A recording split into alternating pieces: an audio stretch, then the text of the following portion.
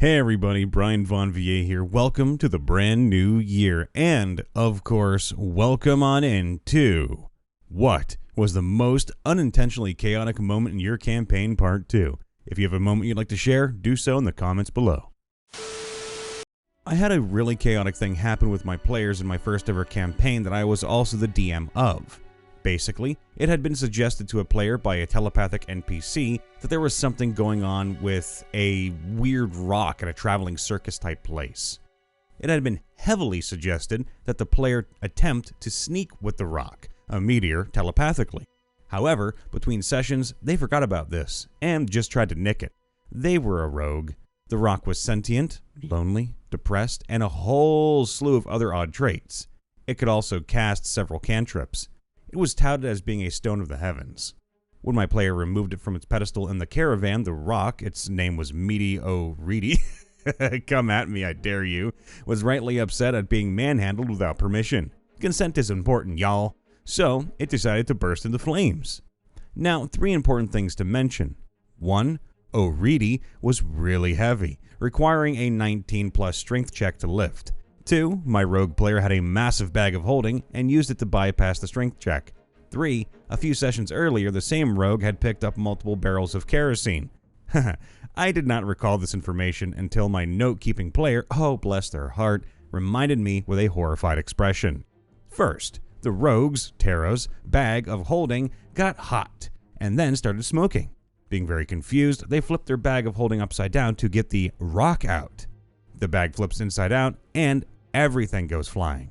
O'Reedy, the kerosene barrels, a few swords, and other objects they had pilfered are now strewn about all over the wooden caravan. Everything is on fire, smoke starts filling this caravan, and O'Reedy is still burning. Finally, the turtle paladin, Sir Tango, my players are going to murk me for the spelling, figures out something is wrong and goes to assist. Tara is trying to collect all of their items back into their bag, and Tengo decided to try to get the rock out of there and into their boat. They were at a lake, but he started to take fire damage, since the rock was literally still on fire. I don't remember whose idea it was, but the paladin just walks into the lake instead of going to the boat to avoid taking more damage. Their racial features let them hold their breath for a while, so it was a genius move. They eventually put out the fire by behaving more civilized and communicating to Meaty what was going on. Eventually, Meaty O'Reedy was left with a genius blacksmith who played around with magical runes and became a mortar. Literally ruined my whole climactic cult leader boss fight by killing off everyone but the main villain, who was a sphinx that rotated between Gyno and Andro, and a third form that I kind of forgot. I will never forget the panic that everyone, including myself, felt in that caravan. And O'Reedy may be a repeating character. We shall see. Wait a second, you bought an orphanage? Yeah? What are you going to do? Sacrifice them? No, I just bought them. We were pretty diplomatic about some of our encounters, and it resulted in a messy moment. In preparation for this big, epic battle, we had contacted every group and nation we had tried to form an alliance with. We contacted close to, 30 groups. This meant roles for each attempted contact. And when they joined us, the DM had to create stats for each group based on the number of troops they sent. I kind of felt bad for him. Fortunately, he used Legos instead of miniatures to help limit how many minis we had on the board, as well as to give us an approximation of how strong each unit was. More Lego pieces meant stronger units and higher number of troops. Creativity on his part, but we had to help, and it took a nearly 4-hour session just to sort out the logistics. I threw 30 gold pieces onto the ground in the middle of a poor district. I thought there would be a small fight or something over it. Huh, nope. A huge fight ensued, and nearly the entire district burned down. And a few people died, and many people were injured. We were banned from the city. After preventing a wolf invasion by a wolf queen, our party encountered a magic shop. Thought to myself that buying a nice trinket for the orphan child NPC that was traveling with us would be just a nice friendly gesture. Well, it turns out that said NPC had the potential to become a dragon sorcerer, and the trinket I'd bought for her worked as a spellcasting focus for her. The party member who knows Draconic tried giving her some beginner lessons in magic, and it escalated quickly. She almost burned down the DMPC's home. Some of us got mild injuries trying to put out the fire. Then she cast another spell which made her start floating away. Fortunately, we managed to get her back down safely. And though she was a little shaken, at least she wasn't traumatized by it too badly. She now has a proper teacher looking after her. We'll definitely check in on her progress when the party returns.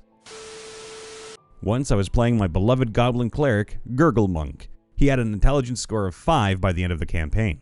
We were in a dungeon crawl and having a hard time with a minotaur skeleton with a huge axe. My boy, Gurgle Monk, used lay on hands, got a nat 20, and slapped the skeleton on the ass bone, searing a tiny handprint into it and instantly killing the monster. We'd like to hear more about Gurgle Monk, me especially. At my high school, they have a tabletop club where they had put students in the club into a D&D group to play. Never met anyone from my group before, but so far it has been amazing. I play a chaotic neutral tiefling bard that is bright purple. Not even 10 minutes into the first session and it's already chaotic because Lucky, my bard, is licking a wall to a library in which everyone is having to go into. Because, well, the walls were shining. Also prevented my party from reading a spell book, so my amazing DM decided Lucky has bells on their outfit, which distracted everyone. Asked what the book said, and my party member had said a magic word that opened a portal. Naturally, as soon as I saw it, I jumped through, causing the rest of the party to jump in after me. Accidentally opened up a secret passage, which I also immediately went down. The party has to follow me, yet again. As soon as one comes down, they see me licking a door and proceeding to throw up since there was sulfuric acid on it. The DM now decides to give Lucky the ability to identify substances by licking them if I pass a Constitution saving throw. The DM also gives a player inspiration for a pun about this, saying, "Lucky has a taste for adventure."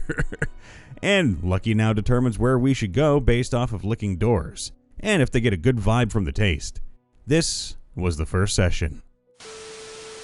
Did I ever tell you about the time where our group thought shamed the BBEG out of existence? No? Well, allow me to elaborate. It was the final battle, the penultimate session. Everything was on the line. Through his magic, the necromancer big bad evil guy had everyone in the world watching his last battle. Our party was due to fight him on top of the hub city's castle spire. We told him to quit monologuing, to which he surprisingly obliged, and we began to fight. Our strategy was to remove the MacGuffins of power which he had absorbed from him, utilize their powers, and then use banishment to send him to the dimension of Endless, an eldritch being who would eat his soul for eternity. The battle was going well. We had him down to half health relatively quickly, and we had collected the MacGuffins. It fell to the bard, a chaotic hyper-tiefling named Dorian, to dispel him. He did so, among other phrases, with the words, "Begone, thought!" All hell broke loose on the voice call that day, and we banished the big bad evil guy successfully too. Begone, thought! I don't think it's too chaotic, but here's some of my old DM's notes from one of my campaigns. 1. Ashen fed giant wolf spiders bacon, but failed to befriend and ride them. The spiders were initially very confused about the bacon. The following is a different, yet much longer and more detailed recount. 2. The party regrouped in the old tavern and discussed what they saw before deciding to check on Akvaten, Dragonborn NPC, to ensure his and the 2 wolves' safety. Milo, halfling bard PC, who was disguised flawlessly as an ash zombie, scared the Dragonborn inadvertently upon the boys seeing him. What ensued was Akvaten staying back and waving his dagger around, not at first entirely convinced Milo wasn't undead. Milo then led the way to the dark fortified 2-story house, at first bumbling along in the darkness before, after 15 feet, Roman, human fighter PC, mentioned it's hard to see, and Milo admitted that even he can't see it well at night, and cast light on the Pepsi logo on Roman's shield. Yes, Roman is a knight of Pepsi Man. Specifically before the party resumed walking to the house, where they met an elderly human male with a shaggy, long white beard, whom the party later found out is named Rudolph. The party, after getting the attention of Rudolph, conversed with him before entering. Yet Milo was confronted by a crossbow aimed at him due to Rudolph's belief that he is an intelligent zombie, which greatly confused him, Rudolph, as to why the zombie wasn't attacking the party. Milo cast sleep on the man, who was talking from the window of the second floor. Rudolph, in mid-speech, rapidly slowed and slurred his words, then passed out, the crossbow falling from the window, yet all in the venturing party succeeded in getting out of the way as it landed upside down and shot a bolt into the base of a nearby tree. At that point, Milo attempted to scale the house in order to get inside, but slipped and fell. He managed to grasp a thin ledge halfway up while mid-fall and successfully continued to stabilize himself and climb through the open window, where he proceeded to unlock and open the front door for the party. Roman took the sleeping body of Rudolph and laid him sitting up on his super comfortable brown leather couch and asked him some questions when he came to, while Milo raided the kitchen for apples, ate 2 of the 3, and placed another in Rudolph's sleeping lap. Octavia, Tiefling Warlock PC, and Cheer, Tiefling Swashbuckler Rogue PC, searched the top floor to find a room well equipped with weapons and shields. Octavia was specifically searching for maps to Cragmaw Castle. Cheer, on the other hand, lockpicked an iron chest hidden under Rudolph's bed. The chest containing 150 silver, an old soldier's uniform, a war banner, many letters to the members of the Enclave, a slightly fading portrait of his family, and a few other miscellaneous items. It was discovered that Rudolph is senile, and a tad forgetful as well, as that he is a veteran soldier who fought in the Battle of Moss Heath as a lieutenant of the 28th Platoon, and fought with Commander Henry, who apparently isn't an Enclave member, of the 26th Platoon.